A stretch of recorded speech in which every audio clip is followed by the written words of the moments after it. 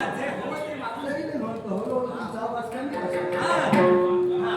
वाक्यात बघू शकतो आता राजकर्त्याचं वैरत्व ज्यावेळी 100वा यज्ञ परिपूर्ण झाला आहे म्हणजे राजाचं स्वप्न अपूर्ण आणि पुत्रानं रात्रंदिवस बापासाठी मेहनत केली आणि केलेले मेहनत पाहून आज माझ्यावर तुम्ही प्रसन्न झाला तुझी जी इच्छा असेल मी वाटेल ते मागून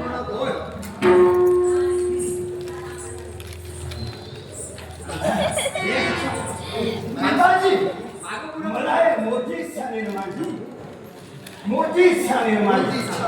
माझी इच्छा कोणती माहित आहे का ज्या की बापासाठी पुत्र या नात्यानं मी एवढे प्रयत्न केले आणि ते प्रयत्न बापासाठी स्वतःच्या प्राणाची पर्वा न करता मी ते प्रयत्न यशस्वी करून दाखवले यासाठी माझा बाप माझ्यावर प्रसन्न आहे मग माझी आता एकच इच्छा कोणती बा इच्छा सांग याच्या पुढं आता एवढं मी केलं म्हणजे याच्या पुढं काय करून सांगता येणार नाही शांत विचार करून सांग म्हणजे माझ्या तुमचा विश्वास संपादन झाला पिताजी आता थोडे दिवस काही वर्ष थोडे दिवस म्हणण्यापेक्षा काही वर्ष पिताजी हे अमरावतीचं जे आसन आहे ना ही जागा आता तुम्ही सोडा हे जे आसन आहे ना या आसनावर याच्या पुढे मी काही वर्ष बसतो कारण जागा माझ्या बापाची आहे ती काही दुसऱ्याच्या बापाची नाही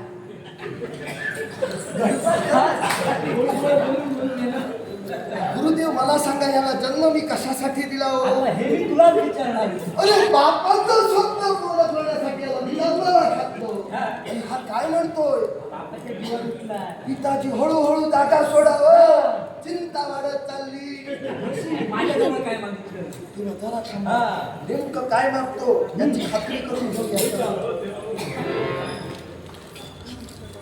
अरे बाळा सुरा बोला तू काय म्हणालास या तुझ्या बापानं सांगितलं तुझी जी इच्छा असेल तुम्ही सांगितलं तुझा बाप पूर्ण करणार हो तू काय म्हणालास पिताजी हळूहळू जागा खाली करा म्हणजे नेमकं तुला म्हणायचं काय म्हणजे तुम्ही बरीच वर्ष या आसनावर बसला आणि हे आसन तुम्ही 99 यज्ञ पूर्ण केला होय ना शतयज्ञाची सांगता केला सारे देव तुमच्यावर प्रसन्न झाले साऱ्या 33 कोटी देवतानं आपल्या अनुमतीनं हे अमरावतीचं आसन तुम्हाला दिलं बरोबर होय ना म्हणजे हे देवतानं दिलेलं आसन आजपर्यंत तुम्ही भूषविलं आता बापासाठी मी रात्रंदिवस एवढे प्रयत्न केले मग माझी इच्छा जर बाप जर पूर्ण करणार नाही तर बापाशिवाय माझी इच्छा पूर्ण करणार कोण तेव्हा माझी एकच इच्छा आहे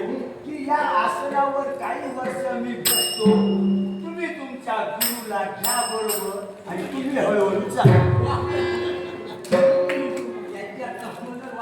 याची मदत थोडी केली बापापेक्षा सवय वाटू लागली गुरुदेव चिंता करू नका 33 कोटी देवतांचा अधिपती देवेंद्र म्हणतात हा तरी चाणाक्ष बुद्धिमत्तेने आज शब्दांच्या चकडबंद त्या देवेंद्राला मांडण्याचा तरी प्रयत्न करत असेल तरी याच्या प्रत्येक प्रश्नाचं समर्पक उत्तर हा देवेंद्र देणार थांबा तुझा जन्मदेता बाप मी थांबा तुम्ही जन्म देते बाप माझा होय ना मी तुमचा पुत्र आहे बाप आणि पुत्र हे दोघे जण भांडत असताना हा आमचा घरचा वैयक्तिक प्रश्न आहे बरोबर म्हणाला गुरुला जागा धरून बसायला सांगा त्याचं काय करावं पूर्ण कल्पना आहे तुम्ही गुरु जरी असला घरच्या भांडणात बाहेरच्या व्यक्तीला पडता कामा नये याद राखा बोला तुला जन्माला देवेंद्राने घातलं स्वतःच कार्य पूर्ण करण्यासाठी मग जर मी तुझा जन्म देता बाप पर्यायानं मी तुझा गुरु मग जला तुला गुरु केलास त्याच्यापासूनच सुरू करतोय तेव्हा एक गोष्ट घरी ठेव माझं काय चुकलं मला सांगा तुझा मुळी चुकलं तुला नाही. मग तुम्ही बोललात ज्या आई बापांना जन्म दिला, मला जन्म देणारे तुम्ही माझे बाबा. मूल जन्माला आल्यानंतर त्याला कळू लागल्यानंतर त्या मुलाला जीवनात पहिला गुरु कोण असतो? स्वतःचा बाप. आई आणि बाप. होय ना? मग तुम्ही माझे बाबा पर्यंत तुम्ही माझे गुरु आहात. मला कळू लागल्या दिवसापासून या पुत्राचे गुरु तुम्ही असा. होय ना? मग आज मला सांगा, आता तुम्हाला नेमकं काय म्हणायचं? पुत्र यानंतर तो अधिकार बजावतोय, पण एक गोष्ट ध्यानी ठेव. तर पुत्राने पितुर्भक्त सा पिता यस्तु पोषक तन्मित्र यस्य विश्वासाचा भार या यत्र निवृत्ती. स्वतःच्या आई बापाचा कुसवा धन्य करण्यासाठी काशीच्या पुण्यक्षेत्रात ज्यावेळी शब्दयज्ञाची सांगता देवेंद्रानं केली होती, 99 यज्ञ मी पूर्ण केले. टाकीचे असंख्य घाव सोसल्याशिवाय दगडाला देवपणा येत नसतो. तेव्हा बाळ, हे आसन आणि आसनाचा उपभोग घ्यावा एवढी तुझी योग्यता झालेली नाही. हे आसन म्हणजे या देवेंद्राच्या एकट्याच्या मालकीचं नव्हे, ही सारा कटीस्कोटी देवतांची ठेव आहे. तेव्हा या आसनाचा अधिकारी तू होऊ शकत नाही. थांबा. या आसनाचा अधिकारी मी होऊ शकत तू नाही. होऊ शकत नाही. मग पिताजी मला सांगा, तुम्ही शतयज्ञाची सांगता केलात, देवा देवा त्याला तुमच्यावर प्रसन्न होऊन हे अमरावतीचं आसन तुम्हाला दिलो. तुम्ही काय बोललात? ही देवतांची ठेव आहे, ही तुमची स्वतःची नव्हे. पण देवताला दिल्या दिवसापासून ही अमरावती आणि अमरावतीचं आसन तुम्ही सांभाळला. होय ना? मग तुम्ही म्हणतात आज मला तुम्ही जन्माला घातलात, या विश्वाचा किल्ल्यात प्राप्त करून देण्याचं कार्य तुम्ही केलात. होय ना? मग सारे संस्कार तुम्ही माझ्यावर घडविलात. मग बापाची जी ठेव आहे, ही बापाची जी ठेव आहे देवतानं तुम्हाला दिली म्हणजे माझ्या बापाला, आणि आता म्हणजे माझ्या बापाची ठेव आहे. तुमच्या पश्चात याला मालक कोण असतो? मालक कोण असतो? तुमच्या माझा वत्सल मालक याचा तुमच्या मागून या आसनाला मालक कोण असतो? अर्थात माझा पुत्र. मग माझ्याशिवाय आणि आहे कोण? काय करणार तुम्ही? आता मला सांगा, माझ्याशिवाय मालक आहे? थांबा, हळूहळू तुम्ही सुद्धा जागा खाली करा. मला इकडे मी काय म्हणतो, मी तुझा जन्म देता बाप, बापानं हे सर्व काही मिळवलं. भांडण कशाला? या बापाच्या पश्चाच्या राजसिंहासनाचा उत्तराधिकारी कोण आहे? तू जायस की नाही? मग भांडण कशाला? भविष्यात मी जागा सोडली की जागा कोणाची? तुझी. मग आता भांडण करून काय मिळणार? आणि तेच तर मी म्हणतोय. तेव्हा असं कहो, आता दिवसेंदिवस बापाचा वय वाढत चालणार. बाप हातचा एवढ्या नाही, तेव्हा एक दिवस बाप हात आला, हात केल्यानंतर निवांत तिथे बस. माझं तुला काही म्हणणं नाही. याच्यापेक्षा असं हे सर्व करा. काय करून ठेवलं ते तुझ्यासाठी ठेवलं. थांबा थांबा थांबा. जसं माझ्या बाबाने माझ्यासाठी ठेवलं होतं, तसं आता मी तुझ्यासाठी ठेवतो. जरा थांबा. आता भांडू नको. जरा थांबा. तुमच्या बापानं आपण जिवंत असेपर्यंत पुत्रासाठी सर्व ठेवलं ना? बरोबर. आणि जिवंत बाप असल्यापर्यंत तुम्ही सर्व ते भोगतात बरोबर ना? आहे. तुम्ही समजा गेल्यानंतर हे मी सांभाळणार, तुम्ही पाहायला असणार कुठं? जिवंत असेपर्यंत पाहिलं पाहिजे पुत्र काय दिवे लावतो ते. नाही तर बापाचा पश्चात बाप गेल्यानंतर आहे ते दुसऱ्याला होणार. पण बाळ, मी असं म्हणतो आहे, हा? आता माझ्या बापानं जे जे काही करून ठेवलं ते किती आणि कुठे कुठे ठेवलंय मला तेव्हा सांगितलं नव्हतं.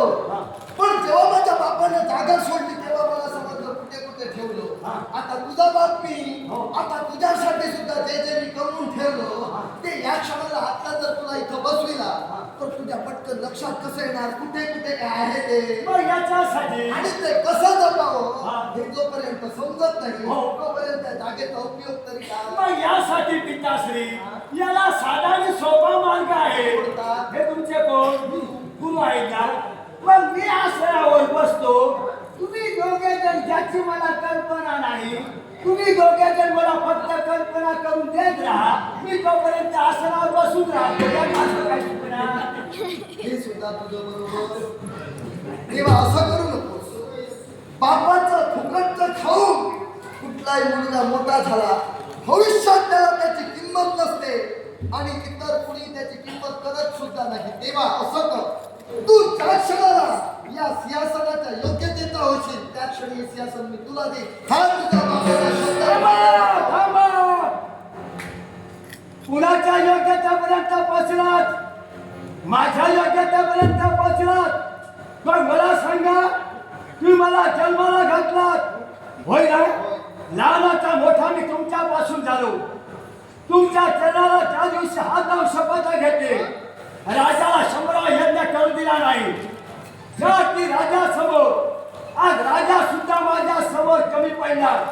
मग जो राजा माझ्या समोर कमी पडला तो तुमचा पुत्र तेवढ्या योग्यतेचा होता म्हणून तो कमी पडला, की तेवढा योग्यतेचा मी न होतो म्हणून राजा कमी पडला? मायासुरा प्रश्न योग्य विचारलास, पण लक्षात ठेव, ज्या क्षणी मी तुला जन्माला घातला माझं सर्व पुण्यफळ मी तुझ्या पदरी ठेवलं आणि आज माझ्यापेक्षाही उत्तराई तू आहेस यात काही शंका नाही. मग त्यावरती मी तुला जन्म दिला त्यावरती बापाचा सन्मान करावा की अपमान करावा? बापाचा सन्मान पुत्राला जरूर करावा, पण त्याला सुद्धा वेदारी मर्यादा आहे. कारण मर्यादा ज्याला कळते तो मर्यादा सोडून त्याच्या बाहेर वागू शकत नाही. मी बापाचा अपमान करीत नाही. अपमान तुम्ही माझा करतात, कारण मी तुमच्या योग्यतेचा नाही म्हणतात. मग राजकर्त्याला तत्वापासून धनीपर्यंत माझी योग्यता श्रेष्ठ होते. तो पिताजी, मी आल्याबरोबर